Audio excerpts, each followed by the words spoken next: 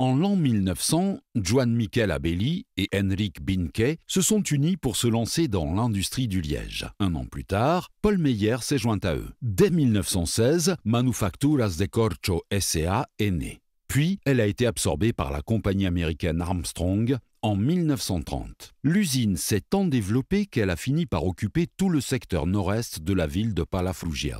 On y confectionnait toutes sortes de produits en liège, des bouchons et des disques, des semelles de chaussures, des bouées de sauvetage, des casques coloniaux, de la laine et du papier liège. Dans les années 1920, elle jouait un rôle majeur dans l'exportation industrielle du pays. Les éléments modernistes qu'elle arbore ont été conçus par l'architecte General Guitart Lostalo, 1859-1926. La tour de dépôt d'eau, la façade de la rue Pi Margall et la maison de Joan Miquel Abelli. L'usine a fermé ses derniers espaces en 1993, laissant place à un projet de construction qui a permis de consolider un grand site industriel du liège sur le réseau urbain.